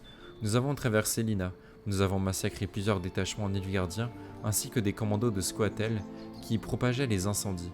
Voyez ce qu'il reste de l'assemblée en armérie, que nous avons réussi à reconquérir. Quant au fort de Carcano et de Vidor, ils ont été totalement réduits en cendres. Le sud tout entier est à feu et sang. Mais je vous ennuie, messieurs. Vous savez très bien ce qui se passe à Bruges et Soden, puisque vous étiez contraints de vous en sauver comme des fuyards. Sans oublier mes hommes qui vous ont pris pour des espions. Je vous présente de nouveau toutes mes excuses, et je vous invite à partager mon déjeuner. Certains des officiers et ces messieurs de la noblesse seront heureux de faire votre connaissance. Messieurs les poètes. C'est un véritable honneur pour nous, monsieur le comte, assura Gérald en s'inclinant froidement. Mais le temps presse, nous devons nous mettre en route. Je vous en prie, pas de manière, insista Daniel Etcheverry en souriant. Ce n'est qu'un simple et modeste repas de soldats, de la viande de chevreuil, des gélinottes et des stérilets des truffes. Refusèrent, affirma Jasquier, en déglutinant et en toisant le sorceleur. Refuser, affirma Jasquier en déglutinant et en toisant le sorceleur d'un regard éloquent, serait vous faire outrage. Allons sans atermoisement, monsieur le comte. Cette tente richement parée aux couleurs azur en or est-elle la vôtre? Non, c'est celle du commandant en chef. L'azur et l'or sont les couleurs de sa patrie. Comment cela? S'étonna Jasquier. J'étais certain qu'il s'agissait de l'armée de Témérie. Que c'était que vous commandez ici? C'est une section isolée de l'armée de Témérie. Moi je suis l'officier de liaison du roi Foltest. Pas mal de nobles témériens, accompagnés de leur suite, servent également ici. Ils portent des lys sur leurs pavois par respect pour l'ordre des choses. Mais l'essentiel du corps d'armée est constitué de sujets d'un autre royaume. Vous voyez l'étendard devant la tente? Des lions? Gérald s'arrêta. Des lions d'or sur un champ d'azur, c'est l'emblème de Sintra, confirma le comte. Ce sont des émigrants du royaume de Sintra, qui est occupé actuellement par Nilfgaard. Leur commandant est le maréchal Visgerd. Gérald fit volte-face avec l'intention d'informer le comte que des affaires pressantes les contraignaient malgré tout à renoncer aux chevreuils, aux sterlets et aux truffes, mais il n'eut pas le temps de mettre son plan à exécution. Un groupe d'hommes s'approchait d'eux, à leur tête marchait un chevalier bien bâti, aux cheveux gris et au ventre rebondi, qui portait un manteau azur et une chaîne en or sur son armure. « Voici justement le maréchal Visgred en personne, messieurs les poètes, » annonça Daniel Etcheverry. « Permettez votre grandeur que je vous présente. »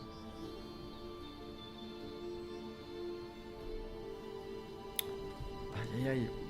Ça se passait bien. C'est maintenant que les emmerdes commencent. Inutile, l'interrompit le maréchal Visgard d'une voix rauque en fusillant Gérald du regard. Nous avons déjà été présentés, à Sintra, à la cour de la reine Calante, le jour des fiançailles de la princesse Pavetta. C'était il y a 15 ans, mais j'ai une bonne mémoire. Et toi, vaurien de sorceleur, tu te souviens de moi? Parfaitement, confirma Gérald, en hochant la tête et en tendant docilement ses mains au soldat. Aïe aïe aïe. Le comte de Garagmorn, Daniel Etcheverry, avait déjà tenté de prendre leur parti au moment où les Lancnais avaient installé Gérald et Jasquier entravés sur des escabeaux à l'intérieur de la tente. Maintenant, alors que sur ordre du maréchal les Lancnais étaient sortis, le comte renouvela ses tentatives. C'est le poète et troubadour Jasquier, sir maréchal, répéta-t-il. Je le connais, le monde entier le connaît. Je ne considère pas opportun de le traiter ainsi.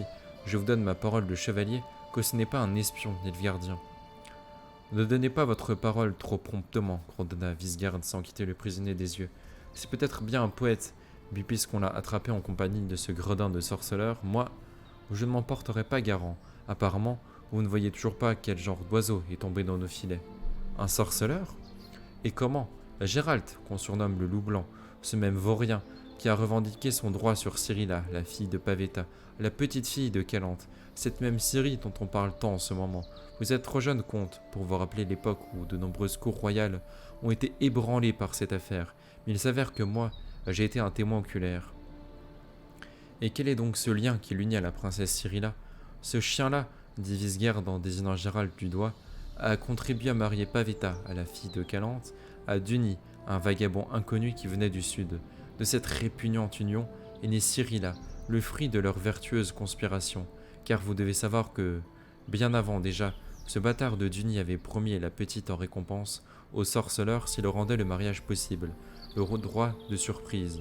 Vous comprenez? Pas totalement, mais poursuivez, noble sieur maréchal. À la mort de Pavetta, le sorceleur voulut emmener la fillette. Visgard pointa du doigt de nouveau le doigt sur Gérald. Mais Calante ne l'a pas permis et l'a chassé ignominieusement. Mais il a attendu le moment opportun. Lorsque la guerre avec Nilfgaard a éclaté et que Sintra est tombé, il a profité de la tourmente pour enlever Ciri. Il a gardé la fillette cachée lorsqu'il savait que nous étions à sa recherche. Et pour finir, il s'en est lassé et l'a vendu à Émir. C'est un mensonge, une pure calomnie, hurla Jasquier. Il n'y a pas un mot de vrai dans tout ça. Tais-toi, chansonneur, ou je donne l'ordre de te bâillonner. Relier les événements entre eux, comte. Le sorceleur tenait Cyrilla. Aujourd'hui, c'est Émir Var Emrys qui la détient. Et voilà que notre homme se fait attraper parmi les troupes de l'avant-garde de Nilfgaard. Qu'est-ce que cela signifie d'après vous? Que t'as beau être le chef, que t'es pas très malin pour un chef. On peut mieux faire.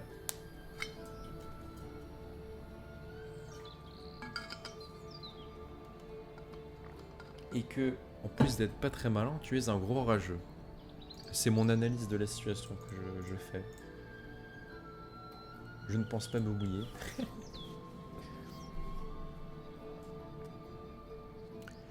Daniel Etcheverry haussa les épaules. Qu'est-ce que cela signifie? Répéta Visgard en se penchant au-dessus de Gérald. Alors, espèce de fripon, parle. Depuis combien de temps espionnes-tu pour le compte de Nilfgaard? Je n'espionne pour le compte de personne. Je vais ordonner qu'on te flanque une dérouillée. Ordonner? Sieur Jasquier, intervint soudain le comte de Garamond, il serait préférable sans doute que vous nous donniez quelques explications. Le plus tôt sera le mieux. Je l'aurais fait depuis longtemps, explosa le poète, mais le sieur maréchal a menacé de me bâillonner. Nous sommes innocents, tout ce qu'il vient de dire n'est que pure calomnie. Cyrilla a été enlevée sur l'île de Thanedd, et Gérald, en voulant la protéger, a été sérieusement blessé. Ce ne sont pas les témoins qui manquent. Les magiciens qui se trouvaient sur Thanedd au moment des faits, ainsi que le secrétaire d'État de Redani, sieur Sigmund Dijkstra. Jasquier s'interrompit brusquement, en songeant que Dijkstra, dans cette histoire, ne se prêtait absolument pas au rôle de témoin de la défense, et que la référence au magicien de Thanedd ne risquait pas d'améliorer la situation.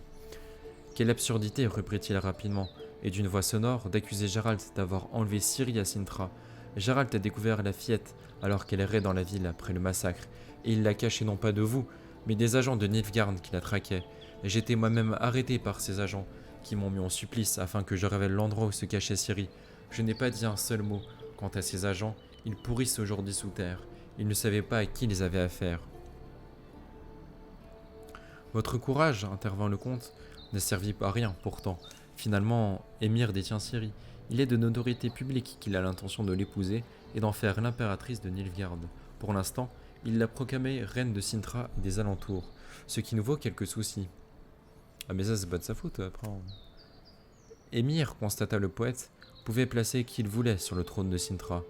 De quelque côté que l'on regarde, Ciri a droit à ce trône. Vraiment vociféra Visgard en poustillant. Foutaise. Émir peut l'épouser, c'est son choix. Il peut lui accorder, à elle et au gamin qui va lui faire, tous les titres qu'ils veulent au gré de sa fantaisie et de ses caprices. La nommer reine de Cintra et des îles de Skellige, pourquoi pas, ou bien princesse de Bug, comtesse du Palatina de Sodan, et allez donc, nous nous inclinons tous bien bas, et pourquoi pas, je vous le demande humblement, reine du soleil et suzeraine de la lune, ce sang maudit, impur, ne peut en aucune façon prétendre au trône. Toute la lignée des femelles de cette famille, ces viles créatures à commencer par Rhiannon, est maudite, comme l'arrière-grand-mère de Cyrilla, Adaïla, s'est rendue coupable d'inceste en épousant son propre cousin, comme son arrière-arrière-grand-mère, Muriel la canaille, qui s'est pervertie avec tous les hommes, toutes des adultériennes incestueuses et malherbes de génération en génération. Est-ce que ça serait pas un gros rageux qu'elle somme de pas avoir le pouvoir? Ça y ressemble grandement, hein. Doubler un petit misogyne, bon ça c'est classique depuis le début. Hein. Ne parlez pas si fort, sieur maréchal, dit Jasquier avec insolence. Devant votre tente flotte un étendard au lion d'or, et vous étiez sur le point de traiter d'adultérienne la grand-mère de Ciri, Calante, la lionne de Cintra, pour qui la majorité de vos soldats ont versé leur sang à Maldan et Soden. Vous feriez mieux de surveiller vos paroles, sinon je ne donne pas cher de la loyauté de votre armée. Visgard franchit en 2 pas la distance qui le séparait de Jasquier. Il saisit le poète par le jabot et le souleva de son siège. Le visage du maréchal, qui jusqu'à présent ne présentait quelques taches rosées, avait désormais viré au rouge hiéraldique. Gérald se mit à nourrir de profondes craintes pour son ami. Par chance, un adjudant pénétra brusquement sous la tente pour transmettre d'une voix fébrile des informations importantes et urgentes que le détachement de reconnaissance venait de rapporter. D'une violente secousse, Visgard rejeta Jasquier sur son tabouret et sortit.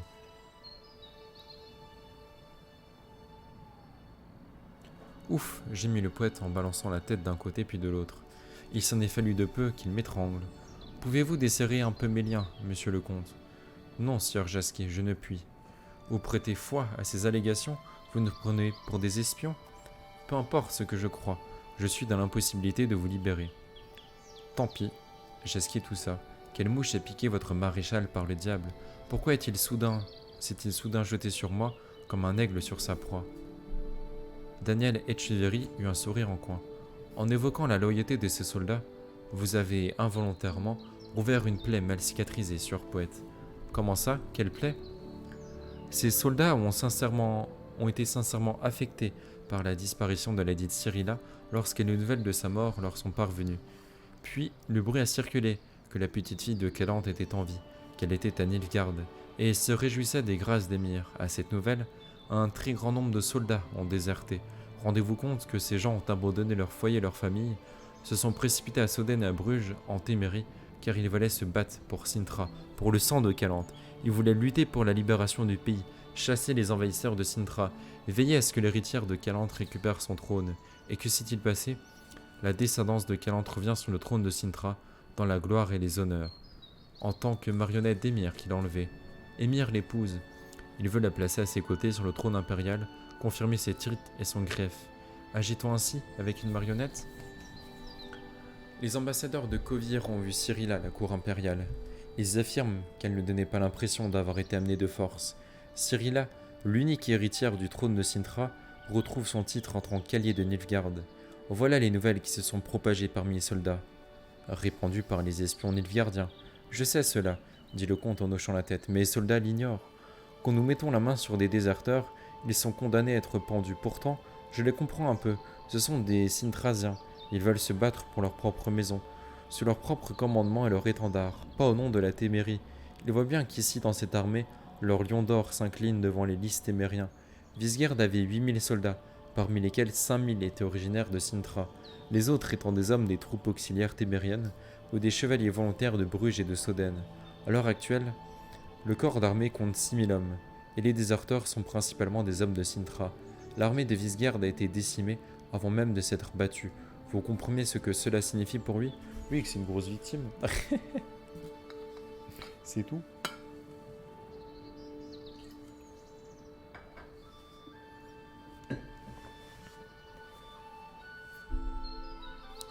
La perte de son prestige et de sa position.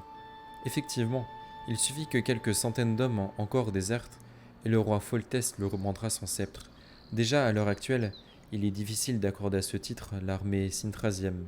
Vizgerd se démène, il veut limiter les fuites, c'est pourquoi il répand des rumeurs sur l'origine incertaine, mais assurément illégitime, de Cyrilla et de ses ancêtres.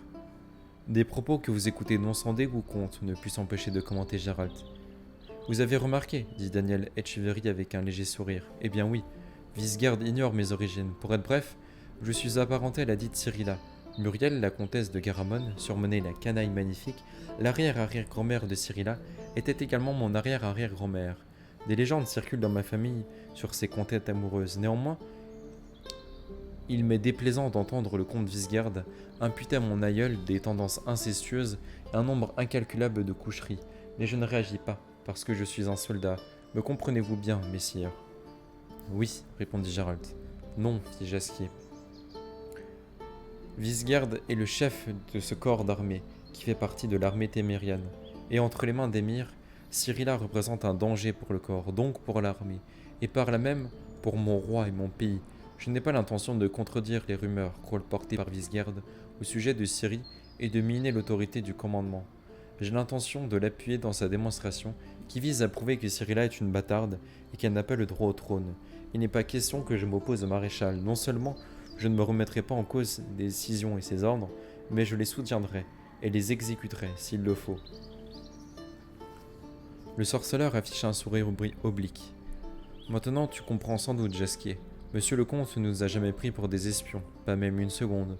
Sinon, il ne nous aurait pas donné des explications aussi détaillées.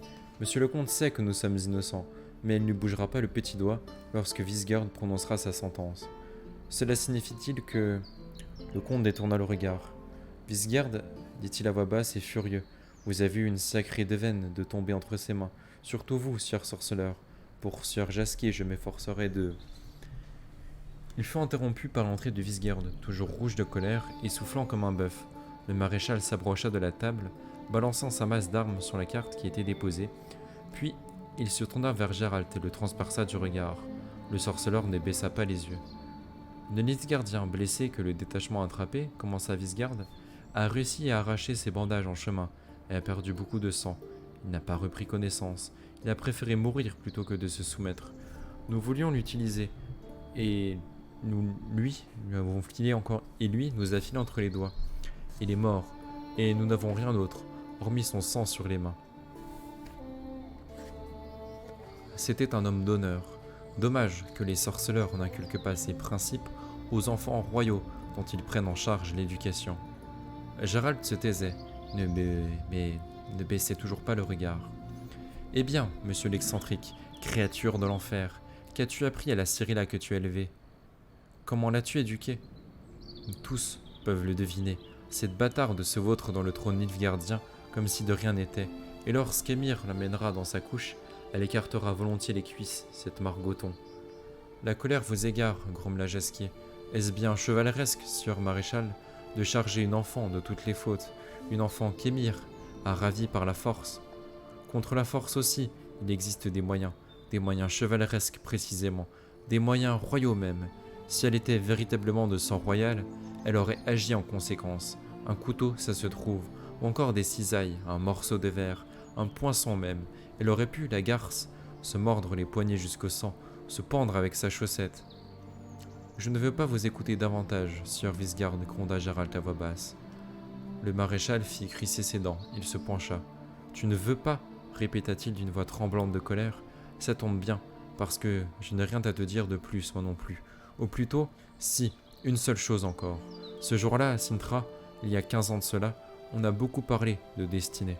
Je pensais à l'époque que c'était des sornettes, et pourtant, sorceleur, c'était ta destinée. Depuis cette nuit-là, ton sort est écrit, inscrit en ruine noire dans les étoiles.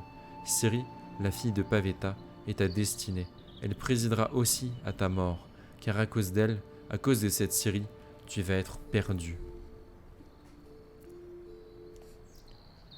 La brigade arbora l'opération Centaure en tant que détachement de la 4e armée de cavalerie. Nous avions obtenu un renfort de 3 pelotons de la cavalerie légère de Verden que j'avais affecté au groupe guerrier Vremden. Suivant l'exemple de la campagne d'Aedirn, j'avais séparé le reste de la brigade en 2 groupes guerriers, Siever et Morsten, composés chacun de 4 escadrons. Nous quittâmes le secteur de Dresho dans la nuit du 4 au 5 août. Les groupes avaient reçu l'ordre suivant: atteindre la frontière reliant Vidor, Cacarno et la mairie, s'emparer du passage sur Lina en anéantissant l'ennemi s'il venait à se manifester, mais en évitant les plus grands points de résistance, allumer des incendies, surtout la nuit, afin d'indiquer la voie aux divisions de la 4e armée, semer la panique parmi la population civile et faire en sorte d'obstruer toutes les artères de communication sur le flanc arrière de l'ennemi en vue d'empêcher les fuyards de passer. Simuler l'encerclement, précipiter le recul des détachements ennemis en direction du véritable siège, procéder à l'élimination de groupes choisis parmi la population et les prisonniers de guerre afin de provoquer la terreur, semer la panique et casser le moral de l'ennemi. La brigade s'acquitta de ses différentes missions avec un grand dévouement soldatesque. Elan Prae, pour l'empereur et la patrie, la glorieuse voix guerrière de la 7e brigade de cavalerie de Darled. Et c'est sur ce récit de bagarre et surtout sur cette position assez délicate dans laquelle se trouve Gérald Tejaskier que se termine ce 4e chapitre.